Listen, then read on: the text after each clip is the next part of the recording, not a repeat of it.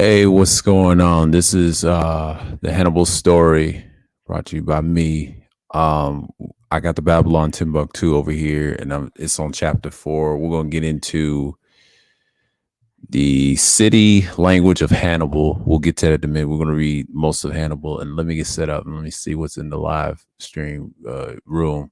I want to set this up because I already got in there. Shouts out to Just DeAndre. What's going on? A lot of chips.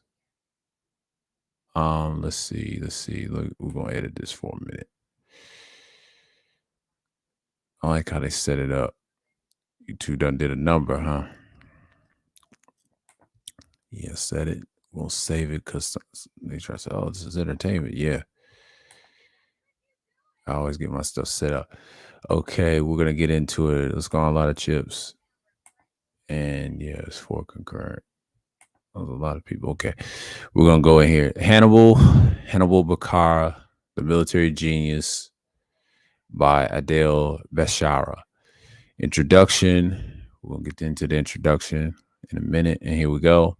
Carthage before Hannibal. Carthage, one of the most famous cities of antiquity, was found on the north coast of Africa by the Phoenician of Tysur in 814 BCE. But the founding of Carthage was closely followed by the establishment of other Phoenician cities in the Western Mediterranean. From then on, then the Carthaginian power expanded into Spain, Sicily, numerous other places in the northern Mediterranean. This brought to them into the direct conflict with the empires in Rome and Greece. At the start of the 3rd century BCE, but Carthage was supreme in the Western Mediterranean, enjoying the security of a sea power and trading with her stations in Sicily and Sardinia and Spain, as well as with the shores of Africa.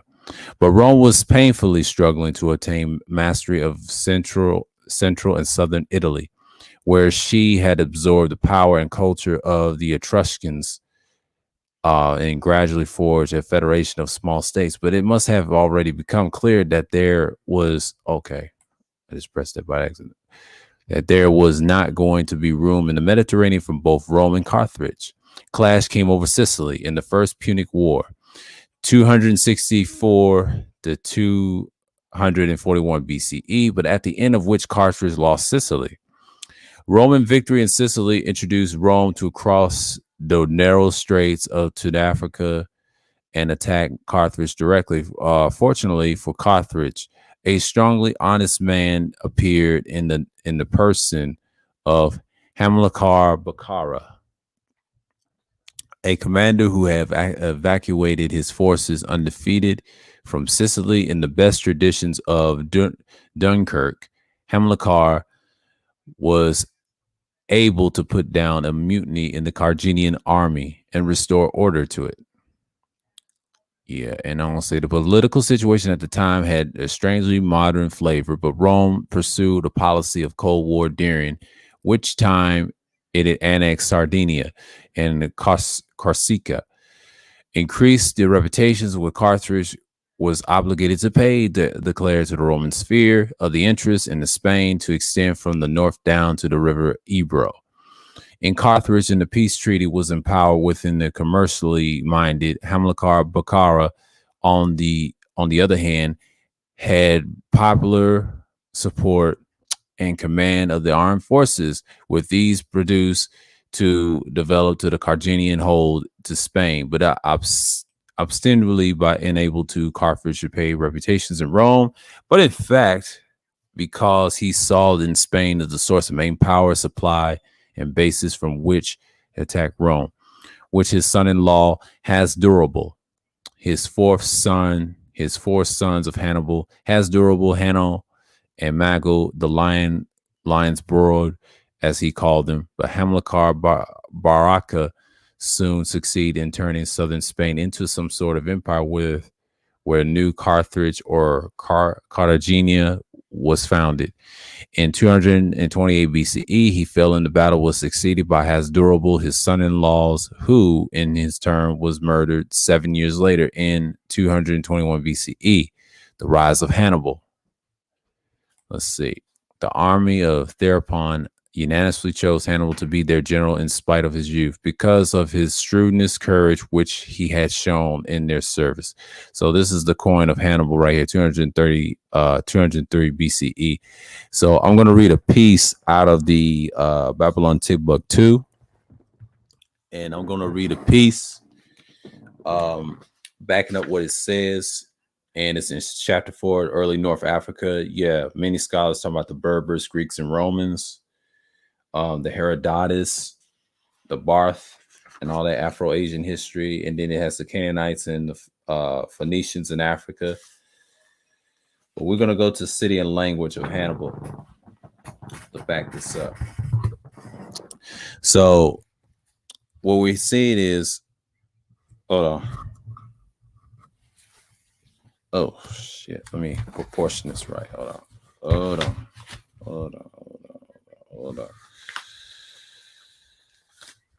I know this is going to be wild. Let me get this out of place.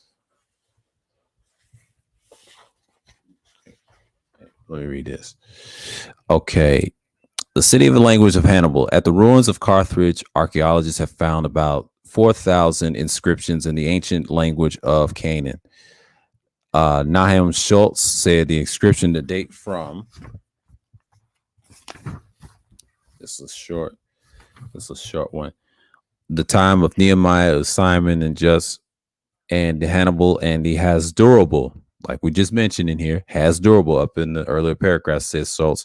And the most valuable of all, we have found again the ancient language in the writing of Canaan, the rich idiomatic speech of a city which once counted 700,000 inhabitants. We Hebrew writers, I'll say we who write and feel in our biblical tongue have recognized that once that is recalled Phoenician language is nothing more and nor less than a Hebrew or pure Hebrew dialect, nearly the same as was spoken into the country of Israel. The population of Carthage was derived from Palestine, and its civilization was Hebraic in origin. Schultz is certain, after much research, that the language of Hannibal spoke and which he directed his troops was Hebrew. There is evidence that Carthaginians possessed a high priesthood, and their ceremonies and sacrifices were similar to the rituals found in the book of Leviticus. According to some inscriptions, the Hebrew tribes of Asher and Zebulun were in Carthage from the foundation of the city. At the ruins of Carthage was evacuated many inscriptions containing many Hebrew names such as Joab, Joas, and Joel. But in these words, I would call them Yoel, Yoaz, and Joab. That's in the Y. There's no J in those language, by the way. The city of Tunis is said to be neither Arab nor European. Tunis is they'll say Jewish city, but I won't say Hebrew city. Nowhere else does I don't like using the term Jew. They add that in there and feel at home as he does in Tunis. I don't say Hebrew. I don't say Hebrew on that. So that's what it's supposed to say, but they put Jew in there. Okay, the beautifully indeed Tunis, inheritor of Hebrew, Carthage is internal city of the Jews, they say, right? I'll say Hebrew. For the phoenix of the Hebrews have risen again and again out of ashes of their destruction after the sacking of Carthage. And of course, says Jews again were found again in Carthage under the Roman domination after the Byzantine persecutions. They fled into the desert, and even under the persecution of the Arabs and, yeah, of course, Jews, they say, somehow managed to survive catastrophe after catastrophe. And yeah, that's it on that, on the Babylon Timbuktu. I mean, that's just another source I put in there. I'm gonna put this to the side right now and some other shit. So yeah, it's all backed up what I just read above. So it's accurate from each source. Pull my sources on this one. Yeah. Hannibal was 26 years old. This strange man whose name means joy of Baal had accompanied his father on his campaign in Spain at the tender age of 9. Hamilcar Baraka had agreed to take him on his campaign on the conditions that before the sacrifice, which he was making the gods. Hannibal should swear eternity immunity to Rome. No man has ever kept a promise more faithfully. Hannibal's first military success was the Sagatum, which participated the Second Punic War. It was a quite clear Hannibal carried out a carefully prepared plan, which he had inherited from his father. His object was nothing less than destruction of power of Rome, and before Rome destroyed Carthage. Rome's most vulnerable spot was in Italy itself, where the Roman Federation of States was still loose and the Celtic tribes of the Gauls in the north were in revolt. But since the Carthage had lost command of the sea to Rome, how was Hannibal to get the Italy with his troops? The Romans never imagined for one moment that he could or would make the journey of 1,500 miles overland from Spain across to the Pyrenees to the south of France and the Alps. But that was exactly what Hannibal had decided to do. But having decided on his strategy, selected his theater of operations. Hannibal followed two principles, which have grown no less important since his day. The seizure of his intentive and maintenance of element and surprise. In 218 BCE may have seemed a long time ago, but the manner in which Hannibal set about his task is identical with that which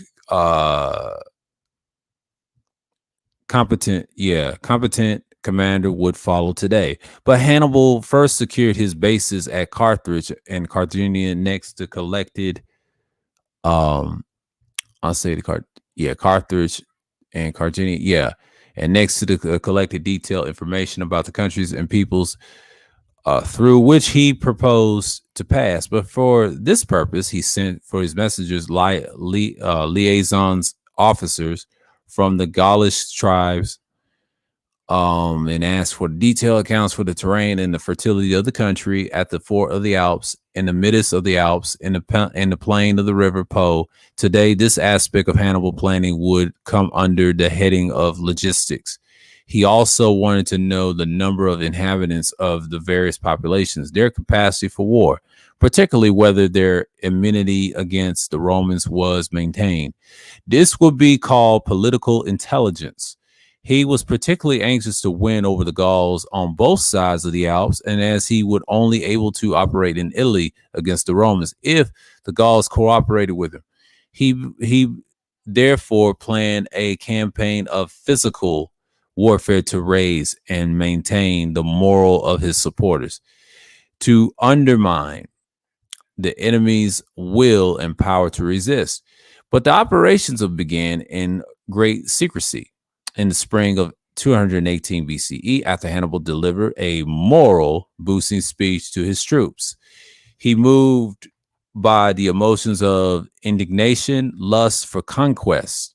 His men that leapt to their feet and shouted to their readiness and to follow Hannibal. He praised them for their valor and fixed to the date of D-Day, which was about the end of May. In this episode, Hannibal's actions were paralleled 2,000 years later by another young generals of about his age, like him, about to cross the Alps, and again, like Hannibal, to make his initiative reputation there by Napoleon Bonaparte. From Carthaginian, Hannibal marched his army to Ebro and then to Ampurias through the Pyrenees and along the shore of the Mediterranean through the south of France, fighting much of the way as far as the Rhone.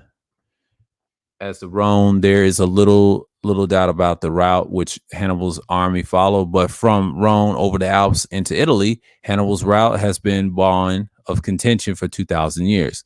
Crossing the Alps. We're going to get into crossing the Alps. This is going to be a decent one. We're going to read each of these thoroughly.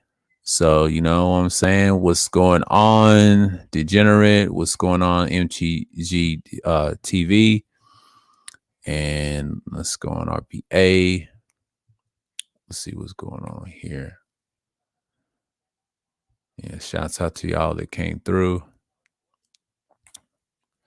Yeah, man. I'm gonna get into it right here. Okay, crossing the Alps. Hannibal left Spain for Italy in the spring of 218 BCE with about 35,000 seasoned troops. But his forces include a squadron of elephants. But the Roman planned to intercept him near Massilia. I mean Marcel. My fault, Marcel. It's known as Marcel now, or Massilia, but known as Marcel. That's in France somewhere. And after dealing with him, to invade Spain. The Publius Cornelius Scipio, that's his name, Scipio Africanus, that's his real name and Roman name, is Publius Cornelius Scipio was in charge of this operation, while Tiberius Sempronius led another army in Sicily, distant for Africa. However, Scipio had to send his legions to deal with a Gaelic revolt, and by the time he reached the Massilia by the sea, he learned that he had missed Hannibal by only a few days. Thereupon, Scipio returned to northern Italy and awaited Hannibal's arrival. In the meantime, Scipio had sent his brother Ganu to Spain with an army to cut Hannibal off from his brother, Hasdrubal. I read this and I did a pre-record on this. It appears that Hannibal crossed the Alps somewhere between the Little Saint Bernard to Monteginevert passes. He did not begin cross until early fall, which has meant that he encountered winter-like conditions. The Alpine region. His forces suffered greatly from the elements and the hostility of local tribesmen. He lost most of his elephants and led by the time he reached in northern Italy. His army was reduced to about 26,000 men to 6,000, whom were cavalry. However, the number was quickly raised to about 40,000 by the additions of the Gauls. Okay, and we're going to go to the invasions of Italy. The first engagement with the Roman troops, Hannibal's cavalry won on a minor victory over Scipio's forces near the Tucanus River. This was followed by a decisive victory at the Terabia River in December 218 BCE over the Roman legions led by Scipio and Sempronius, who was recalled from Sicily when Hannibal invaded Italy.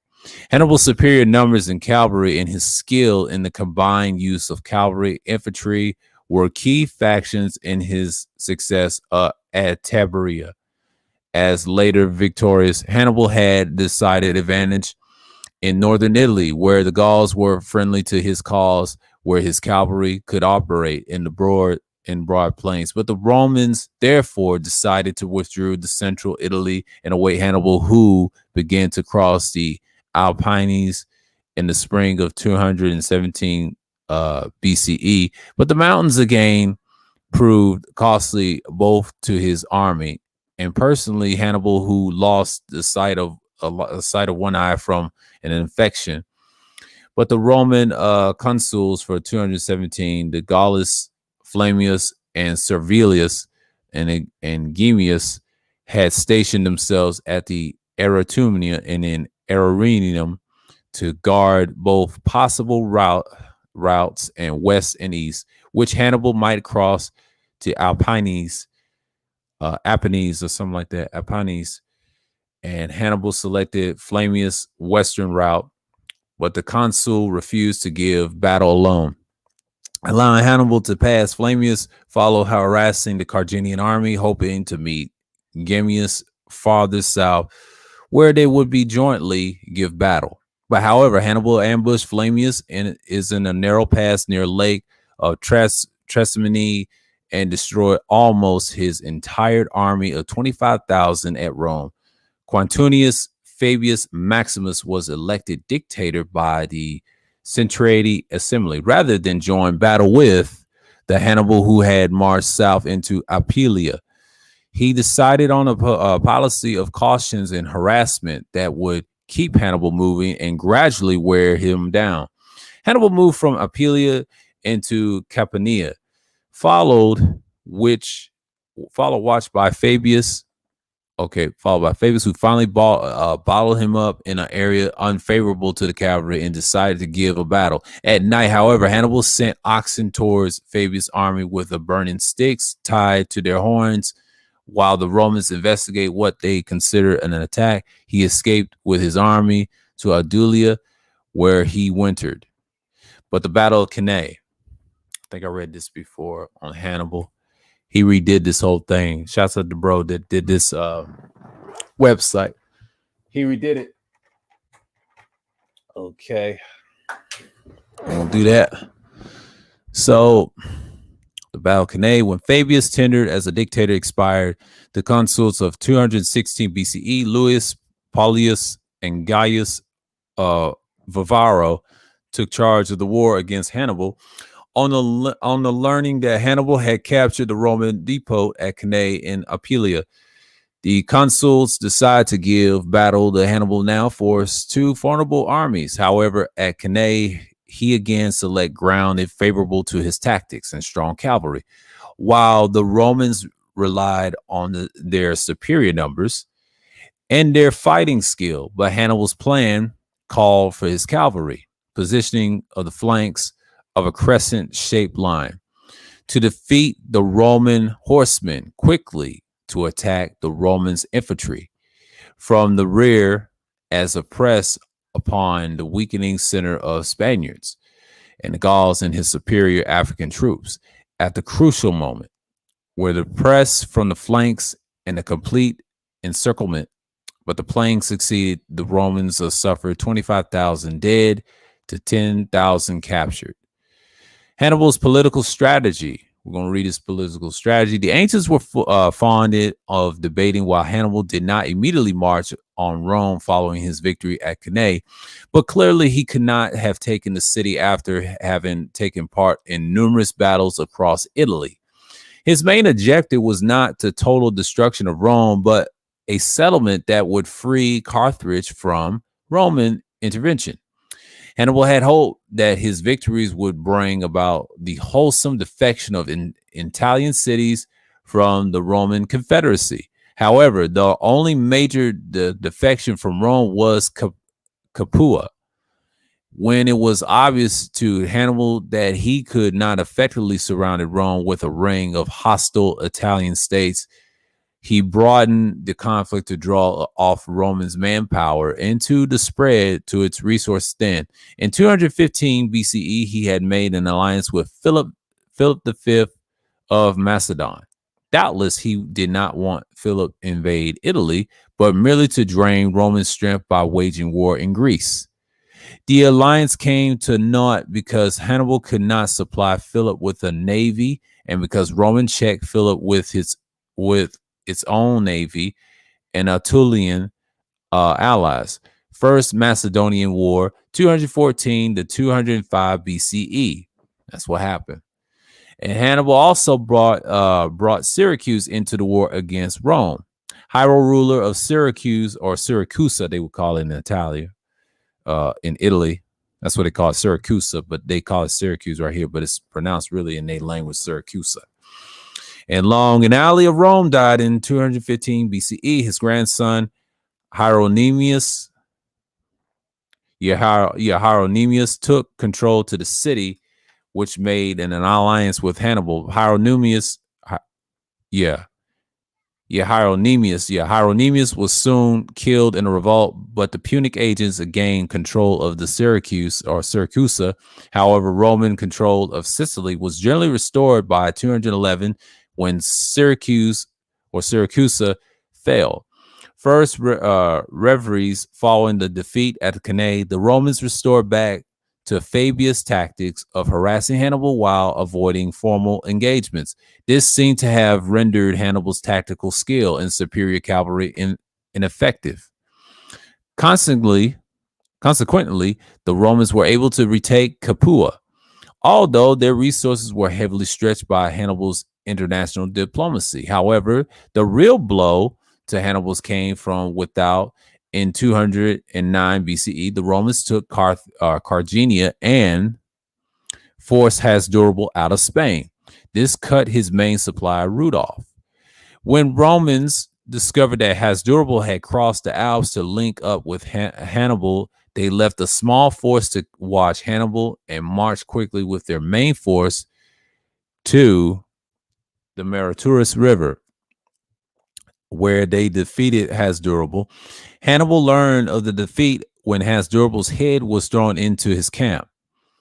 Hannibal knew that he was without hope of reinforcements for the rest of the Italian campaign. He was generally restricted to Burratuum.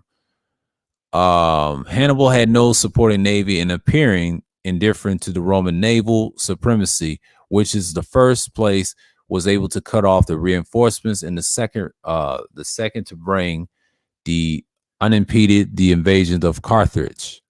Yeah, see, they killed Hasdrubal. They cut him, and I think they killed his wife, Hasdrubal. I think I mentioned that in my pre-records. The Hannibal, the Punic War Part 1, Punic War Part 2. If y'all watch that pre-record, you would get that information. So, oh, okay, yeah, I need to charge. Hold on, y'all. I'm going to, yeah, let me get this plugged up because it's a long one. Yeah, I'm gonna skip through this and give y'all. Here we go. Yeah, I read about the first Punic War, second Punic War pre-records. Check those out on my channel. They're like a couple of years old. I think about seven years old. You can watch those. I think they're about to be 8 years old real soon. But yeah, I still have that on the channel. Where was I? Political strategy. Okay, I'm right here. Okay, although his tactics in the field, as attested even by Scipio, were brilliant, and he himself, by his personal appearance, of quick marches up and down Italy, dazzled the Romans and complicated their strategy. He was at the disadvantage as regards reinforcements, provisions. In 204 BCE, the Italian general Scipio landed in Carthage. Was so successful that the following year Carthage sued for peace. Terms were agreed upon, and Hannibal was recalled. Okay, he was recalled to the site of Hannibal's reinforced to Carthaginian will to resist, and hostiles were renewed. But the two armies met at Zama. Yeah, Zama in 202 BCE, but in the battle decided the outcome of the war. This time Hannibal met his match. He was outnumbered by superior cavalry and was let down by the commercially minded rulers of Carthage. His army destroyed, escaped, and peace was made the next year. Rome severely restricted Carthaginian navy and demanded a heavy immunity. Carthage was forbidden to make a war outside in its African domain, and could fight within Africa only with Roman permission, since the failure to accept the peace terms would have met to the destruction of Carthage. Hannibal worked for their acceptance, but retired to private life in 200 BCE. Hannibal was still only 43 and soon showed that he could be a statesman as well as a soldier. Following the conclusion of the peace that left Carthage stripped of its formerly mighty empire, Hannibal prepared to take back the seat of the time. For a time, however, and the blatant corruption of the oligarchy gave Hannibal a chance to reemerge, and he was elected to suffragate or chief magistrate to the office. He became rather insignificant, but Hannibal restored its power and authority. But the oligarchy, always jealous of him, had he even charged him with having betrayed the interests of his country while in Italy, for neglecting to take Rome when he might have done so. But so effectively did Hannibal reform abuses that the heavy tribute to imposed by Rome could be paid by installments without an additional extraordinary taxation. He also reformed to 104, stipulating that its membership by the chosen direct election rather than co-option. But he also used citizen support to change the terms of the office in the 104 life to a year, with a term limited to 2 years under the leadership of Hannibal, who proved to be a talented administrator, as he was a commander of the indemnity Yeah, in Minity was paid as well ahead of the schedule of Carthage once again focused on trade. The city state began once more to strengthen the growth wealthy for the land she possessed, unlike today's Tunisia, was among the most productive farmland of its age. In 196 BCE, Hannibal attacked the position, power, and corruption of the aristocrats so vigorously that they told the Romans he was scheming with Antiochus III of Syria and planning another war with Rome. A Roman investigation commission was sent to Carthage on the pretext, but Hannibal knew it was an aim at him. He eventually made his way to Antiochus, but the charge that Hannibal had plotted with Antiochus is unsupported. But after he became a member of the Syrian court, he certainly advised the king to attack the Romans. After Antiochus III's defeat, Hannibal went to Anatolia in 183 BCE, but the Romans, by what means is unknown, they put themselves in a position to demand his surrender, unable to this time to escape arrest. In 183 BCE, Hannibal committed suicide in the ancient port of Labicia, Anatolia, present day of okay, Delaciclius or Gibeus, Turkey. I'll say Gibeus, Turkey, rather than the face captured by the Romans. See, that's the second Punic War, talking about his political strategy. And here's the third Punic War. So we're about to go into it. So, yeah, man. Yeah, I know. Yeah, we're gonna get into it in a minute. So,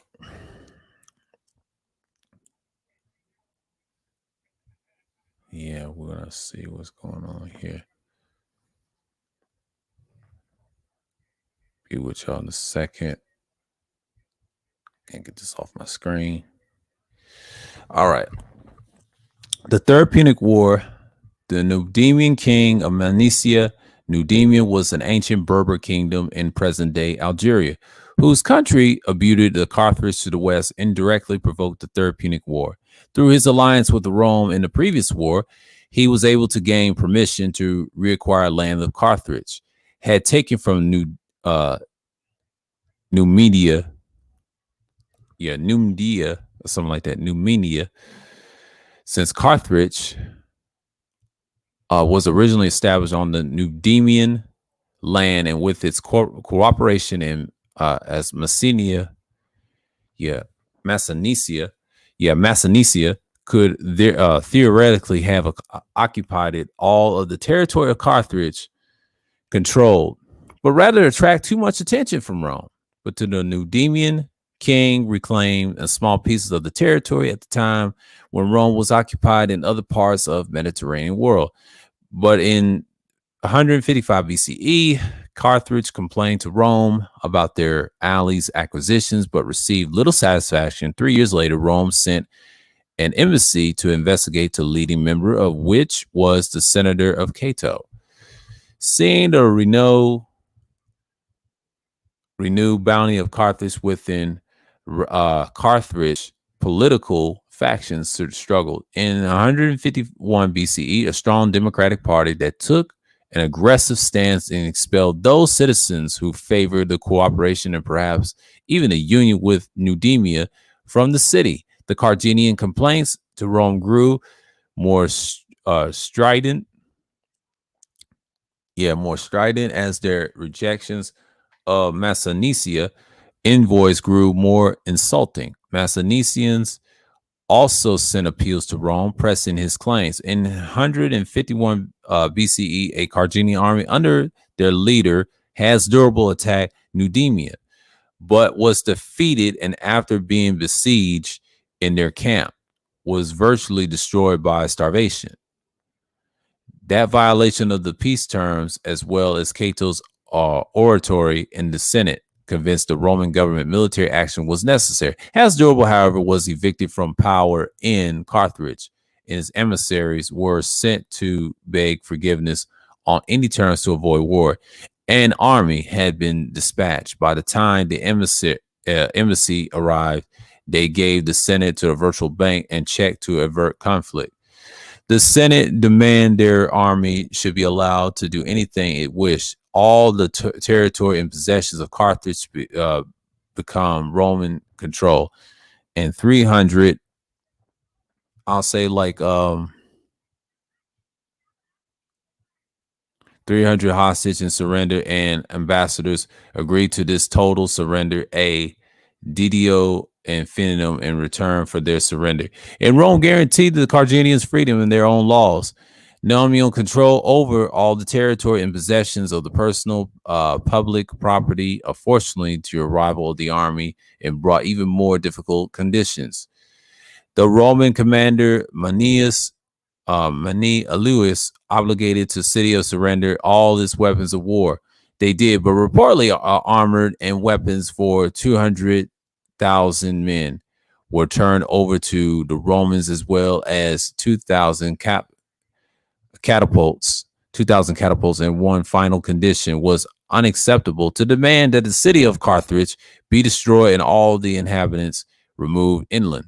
Whenever you look on the sea, you rather than the great fleets and you once had, but the spoils you captured, the harbors into which you brought them to fill your dockyards and arsenals. Appian quoted the Dorian, Dudley, and Roman against the Carthage, and they said page 161. And Carthage responded by declaring war on Rome. Yeah, so that's the third Punic War we discussed right here. So this is like, yeah, animals got a lot.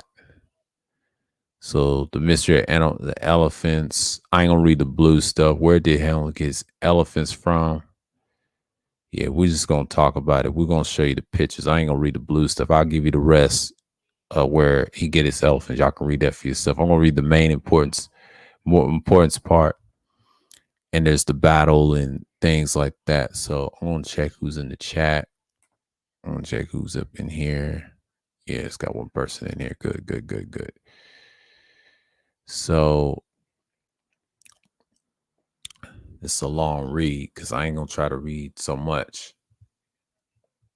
Okay, the battle. Carthage could not hope to take the war to Rome, only force the Romans away from their capital. Carthage was best fortified city of its day, completely walled for its 21-mile perimeter, with access to the sea for resupply. But the city was divided into the northern and southern halves of Magyar and Barca, respectively. And despite in the early surrender of the weapons, and the city began to producing new swords and spears and shields and javelins and catapults at the previous production rate, and in the women part of the city, and they cut their serve rope and the catapults in their desperate situation, and Carthaginian and government and pardon has durable, and he took in the command an army and 25,000 to 3,000 outside city, based on the province of Byzacena to the south of the southwest to the main cities.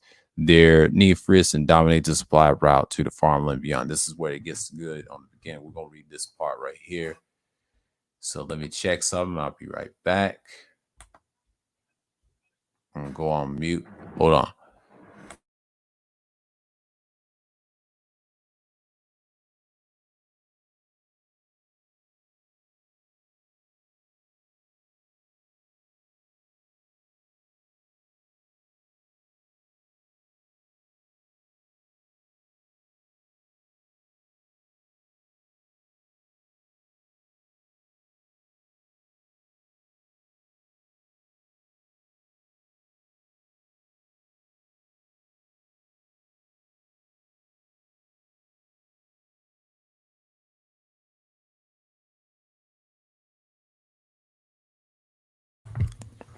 I'm back.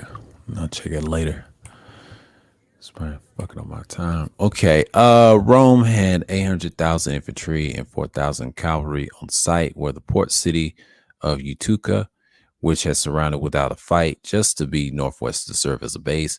They had no siege engines, however, and the direct assaults against the western walls proved disastrous. But a foray across the Lake of Tunis to gather wood ran into the series of Carthaginian cavalry opposition, but ultimately significant wood and gathered to build two rams. The two Romans had some success against the southern fortifications, but the defenders rebuilt the walls.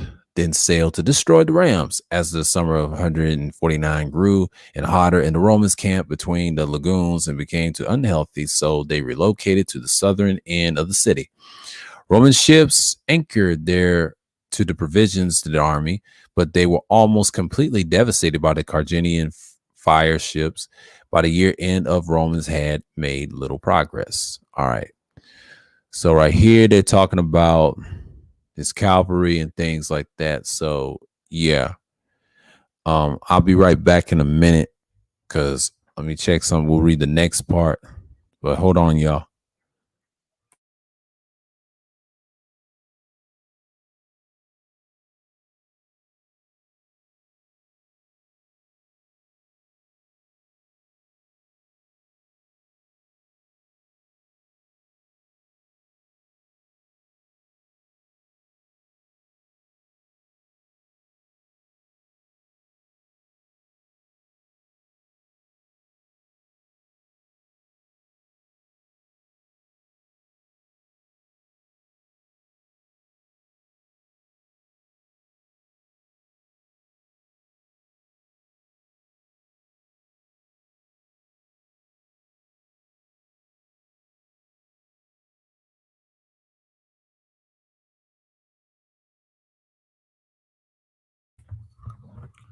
All right, back into it.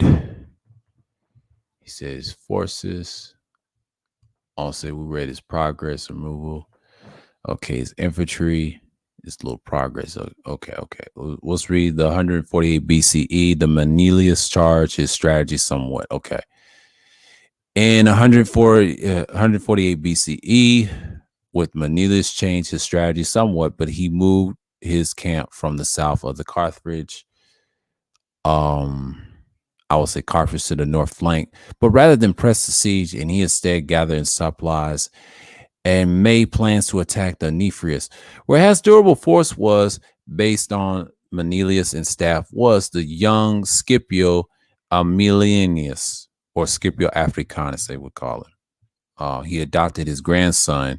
Oh, okay. This is the young Scipio Aemilius, but adopted grandson of Scipio Africanus. My fault. This is his adopted grandson. This is a young staff at then. Okay, this is where he conquered Africa.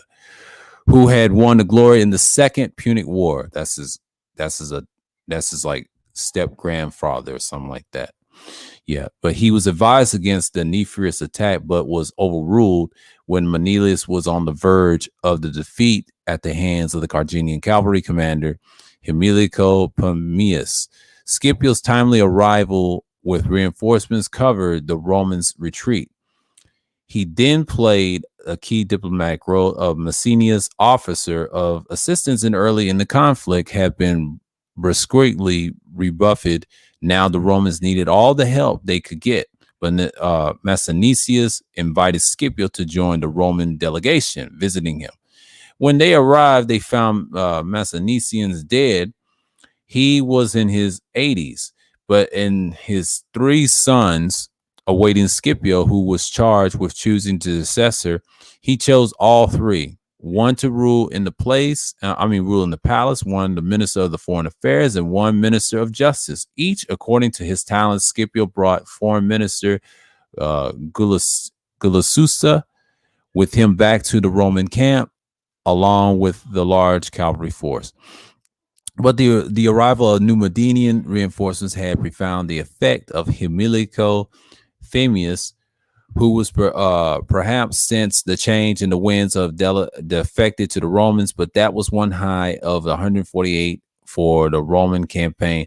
Manilius had decided to attack to other Carthaginian cities, both to keep his army busy, to allow the Sedum booty to maintain their morale.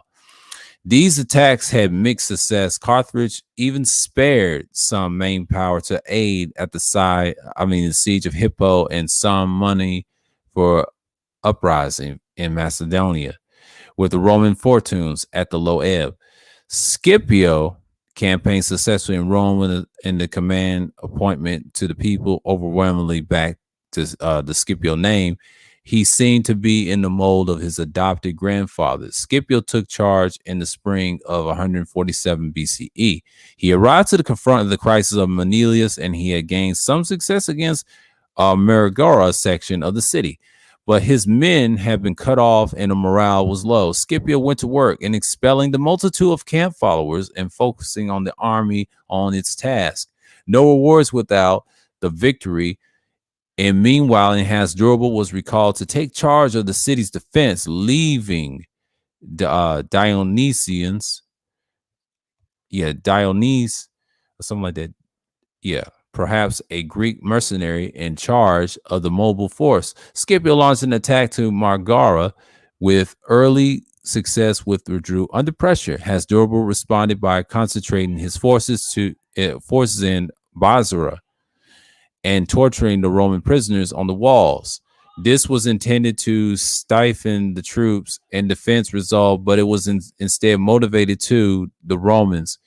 Even the Megara defenses lightning. Scipio released that in it that of I'll say that it let's see. Let me see. Where I've lost someone made me lose my place. Almost lost my place. Hold on, y'all. Making early success withdrew his troops under pressure. Hasdrubal responding, concentrating in Basra. Okay, torturing the walls, stifling the troops, motivating the Romans. Even Megara's defense, lightning the Scipio realized that in an assault on Basra was necessary since the harboring was there. He spent summers of building fortifications, series of the palisadian ditches with the sharpening stakes at the bottom. At the wall facing the city of regularly spaced observation towers and a 4-story tower in the center. This completely isolated Carthage from landward approaches. Okay. So I had to shut up for a minute. Okay. Scipio next began attempts to the block of Carthage seaward of supplies, but he began building a mole across the mouth of the harbor. The Carthaginians respond by digging a new outlet to the sea due to east from their circular harbor, but they also began building ships out of whatever material they could find. When both fleet and outlet were complete, they sallied, but inexplicably did not attack to the empty Roman ships.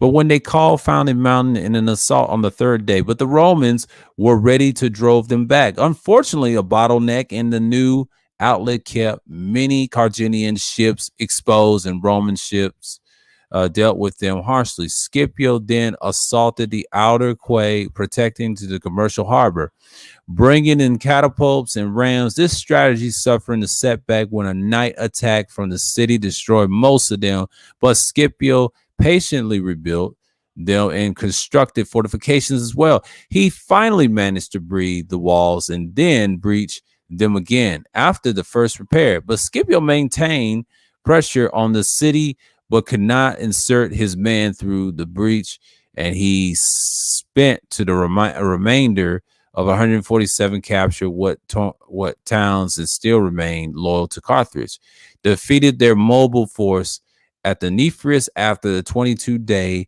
siege that left the city of Carthage completely alone with no source of supply. But this provoked an offer to negotiate from Hasdrubal, but he would not concede to Scipio's demands that the city be razed. In the spring in 146 BCE, Scipio invoked the Carthaginian gods to abandon the city, but then he launched his final assault, but it came from the weakening walls near the outer quay, and this time the Romans did break through, and Hasdrubal set up harbor buildings in a light, but it did not slow the Romans down. What it did slow them was the sack of the temple of Apollo, whose golden dome proved too inviting to the soldiers when reinforcements entered the fray. But the slow work of the reducing of Basra, the citadel, producing the tall houses along the narrow lanes proved to be individual fortresses. And the fighting was house to house, the room to room, hand to hand for 6 days. Scipio finally ordered the houses to burn to allow easier passage. Many non-combatants died in the configuration conflagration that proved with the final blow to the Carthaginian resistance. On the seventh day, they surrendered and hold some of 50,000 men, women, and children, giving themselves up to slavery. Hasdrubal and his family, along with 900 Roman deserters, were all the remaining in the temple of Isium. He did not display the valor of his early namesakes, but crawled to Scipio begging mercy as deserters decide to die in the flames of the temple. Seeing his dishonor, Hasdrubal's wife called out to him. Yeah, I read this part in the old Second Punic War. Hasdrubal called him out, and wretch, she screamed in a voice which raised itself above the universal din. It is though you seek to save your own life while you sacrifice ours, and I cannot reach you into your own person, but I will kill you hereby in the persons of your children. Albert History of Hannibal, page 292 to 293 page. That's in the book about the history of Hannibal. But she stabbed his two sons, threw them into the flames, then divided after them. Yeah, she did some sick shit. Yeah, the sack of Carthage. The sack of Carthage. Scipio awarded his men with the time, plundered the city at the leisure. Hold on, y'all. So goddamn loud. All right, sorry about that. Scipio Africanus with his time plundered and leisure that the time remainder of the city was ablaze and burned into 10 days. Roman decreed that no house should be built with nor crop planted there. But 100 years later, the city was refounded by Julius Caesar in 144 BCE because of the capital and large province of Africa. By the 2nd century CE, Carthage had become large city in the west after Rome. But the new Roman Carthage became the first famous educational center, especially for the law rhetoric, and that is focused on Christianity in the West, especially in the time of Tertullian, Cyprian, 2nd and 3rd century CE. Carthage fell to the Vandals in 439 CE and became the capital of the king of Gasseric.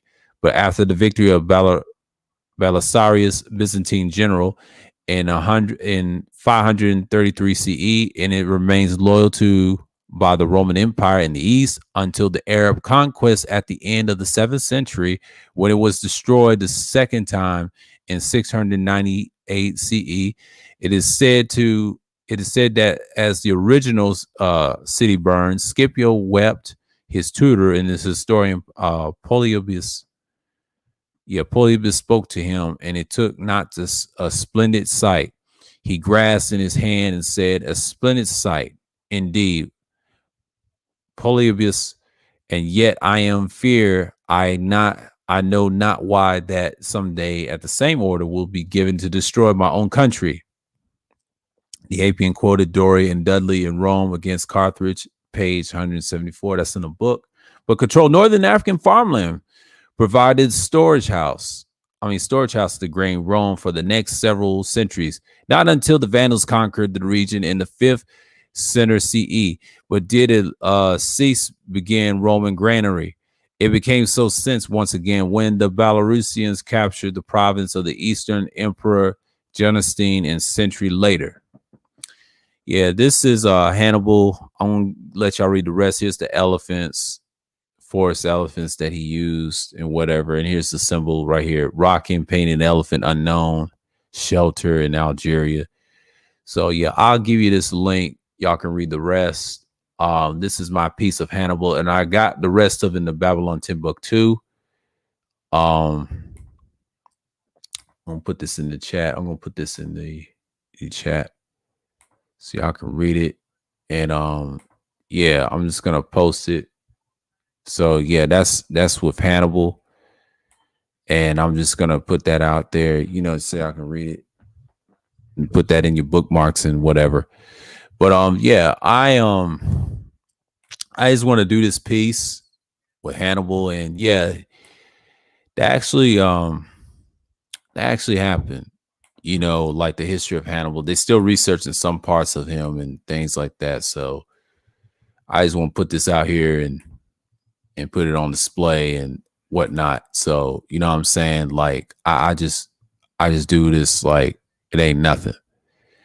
So with Hannibal, as I seen it, like I've gotten the rise of Hannibal. I talked about it and talked about the Punic Wars, talked about the sack of Carthage. I got to the main points. I didn't want to get into the blue letters of his where he did get his elephants from. Y'all can read that for yourself. It's books.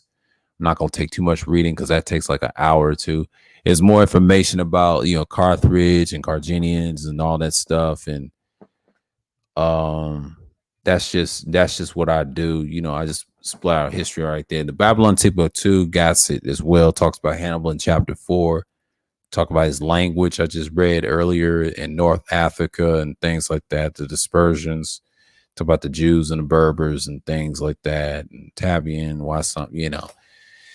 Yeah, by Rudolph R. Windsor, El Hadjian, goes down. Yeah, all this stuff, the Semitic people and things like that. So talking about the black races, including black Hebrews and things like that. Yeah, man. It's a good book. It's got a few sources of Hannibal in there. There's a lot of books on Hannibal, but Hannibal in pictures, this is the only thing you can get with Hannibal. Because I don't know what you can get out of this. This is it. And this is the research you're gonna get. It's not that much. So, that's what I'm dealing with. But I'm gonna drop this and put this in on pin this. Hold on. If anyone wants to discuss or whatever, but that's the topic for tonight. I got a couple of sources on it. So yeah, I'm gonna pin it. Yeah, so yeah, that's my thing. You know what I'm saying? Like I'm gonna this is the topic I wanted to do. But I'm actually gonna see what's going on up in here. And I'm gonna post this in the share. Let me see. Let me share this. Put this in my community tab. Because I know people so loud as hell. Hold on, y'all. I don't want that to break. Let's drop the mic.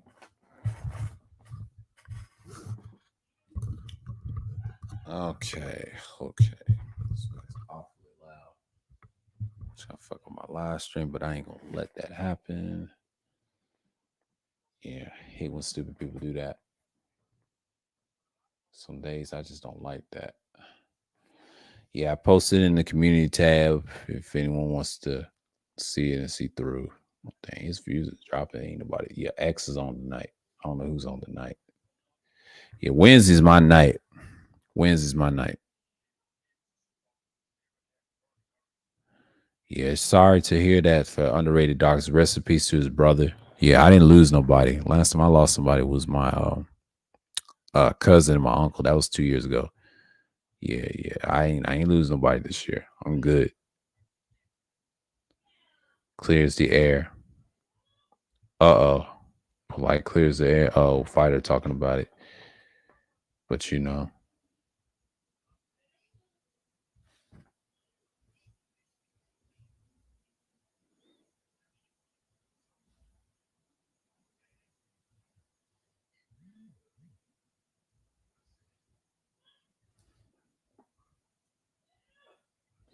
yeah.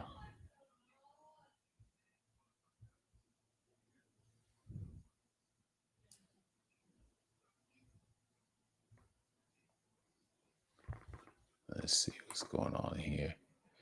Yeah, but that's what I'm gonna talk about. But mainly I know people it's not gonna come by right away, but yeah, yeah, that's all I got. But Hannibal is the thing tonight, so we'll talk about it and discuss the Carthage. But I got the book. I got the if you want to stuff about North Africa and those troops. I mean, we got it in the book right here, so we good.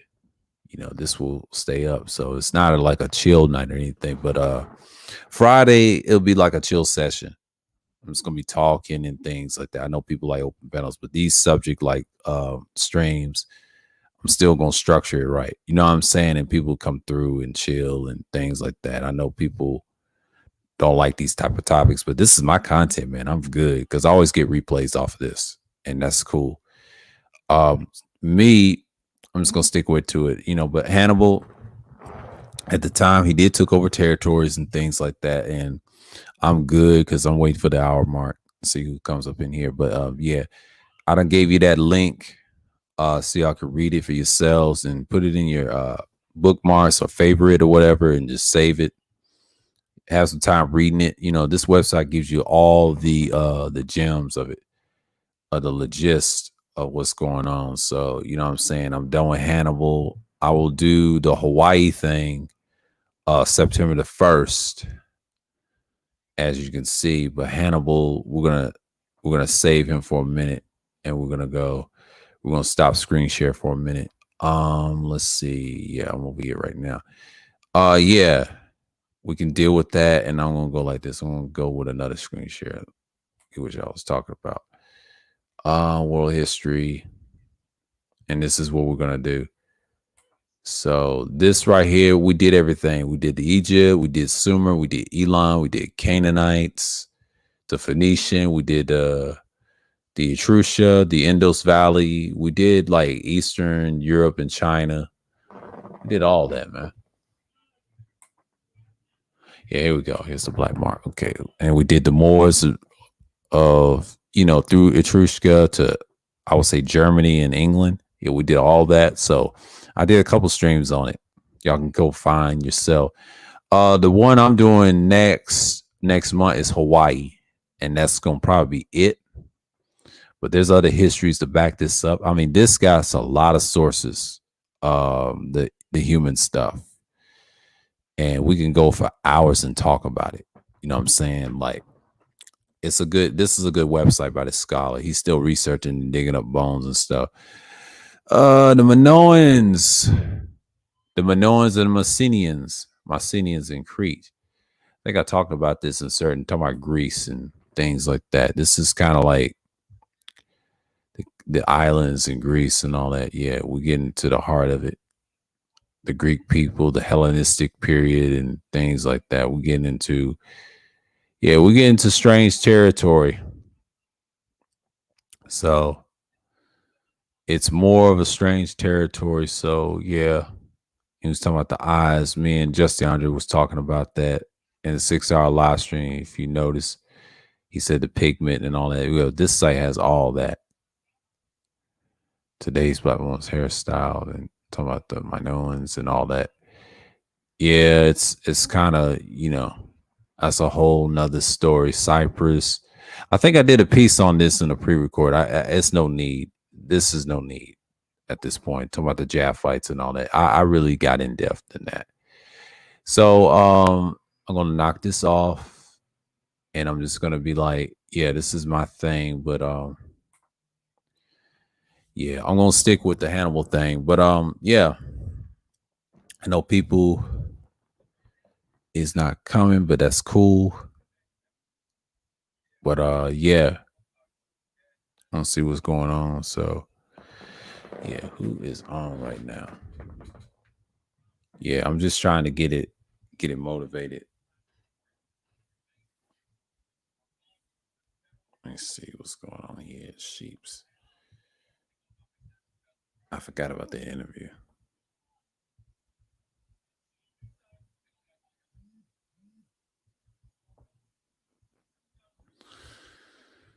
Yeah.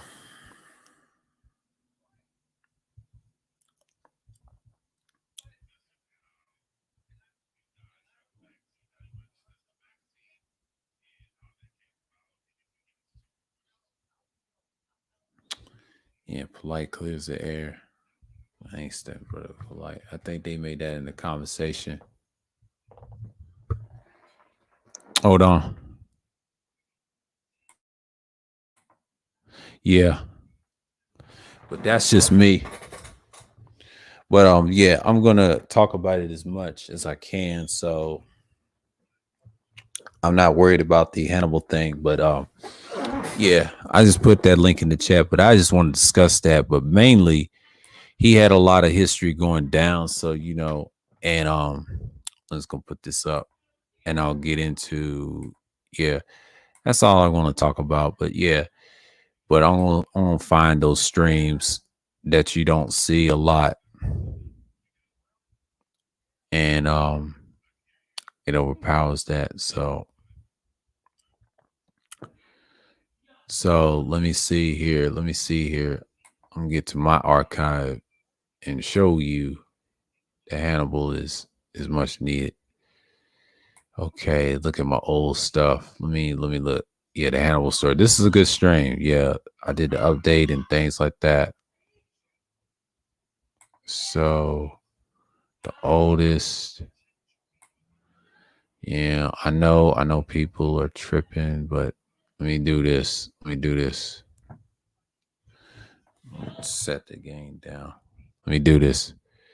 And that's basically I'm just gonna see through the second Punic War. I was young, so let me do this. Yeah, I talked about it, and I'm going to share it again.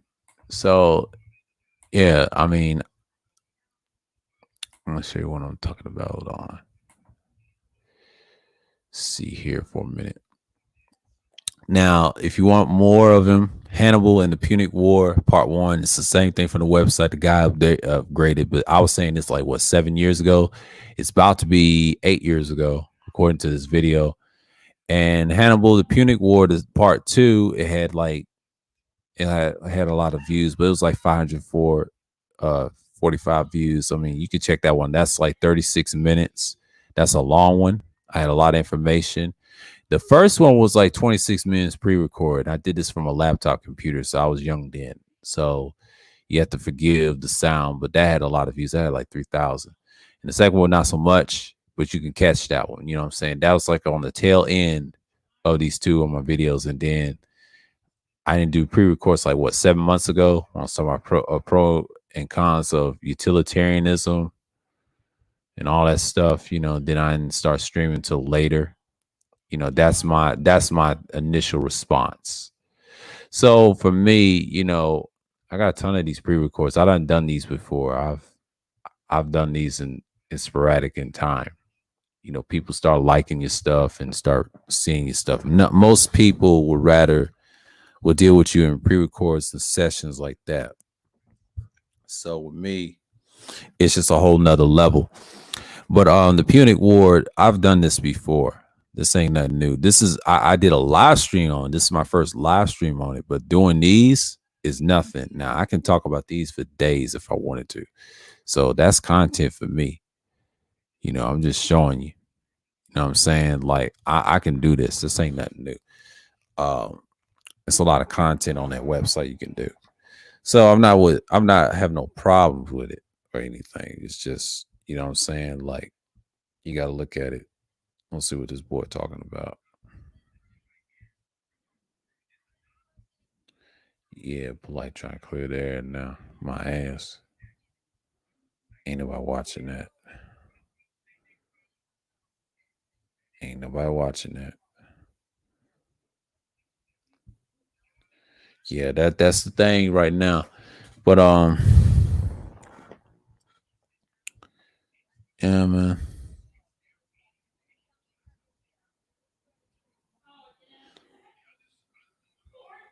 That's the thing. So yeah, let's see, it's like what 9:19. Yeah, man, because I'm gonna see if this is gonna happen. So I know people ain't gonna come through right away. I um might play a little clip. Hold on. It's 36 minutes. I'll play it. I'll play it.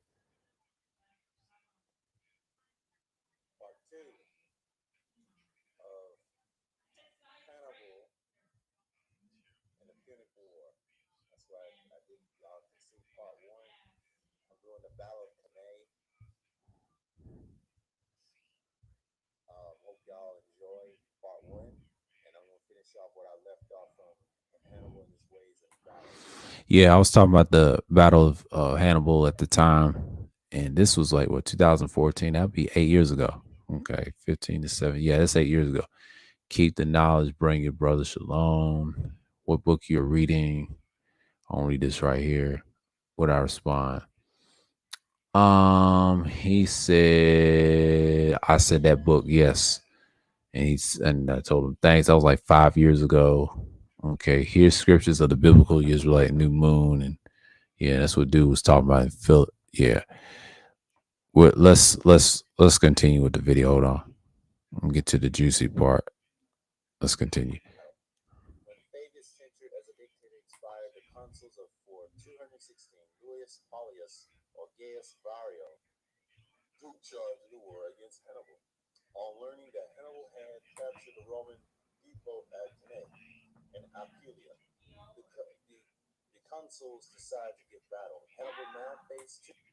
I'm gonna skim. I'm gonna get to the juicy part. Hold on. Yeah, I'll get to this part. Yeah.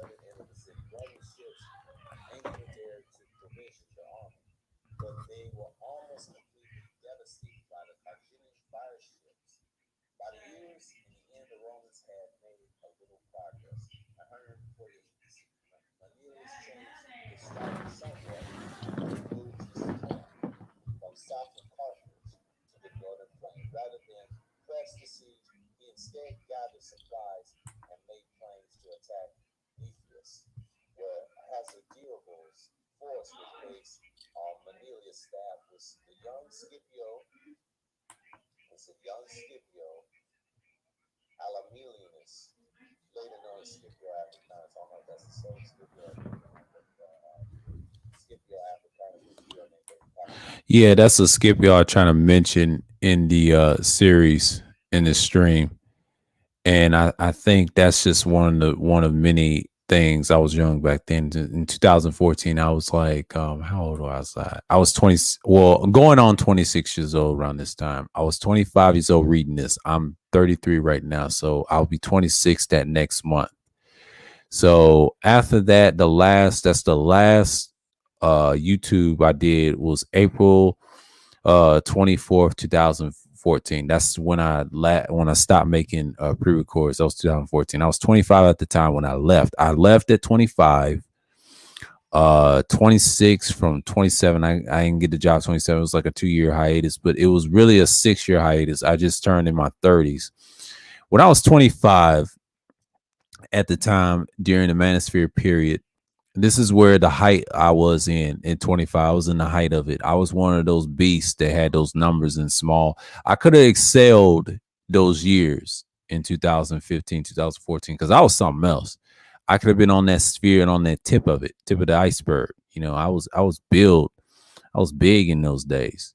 But now I didn't have that problem, but I was that scholarly type person. You know what I'm saying? Like I was that dude, man. And I look back at it now, I was teaching this stuff years ago. Like, this ain't nothing new. I've been online. I've been part of it for a long, long time. So for me, going back and looking at this stuff, this is my old pre-records. And yeah, and I was mentioning it. So yeah, I'm gonna play this clip. Here we go.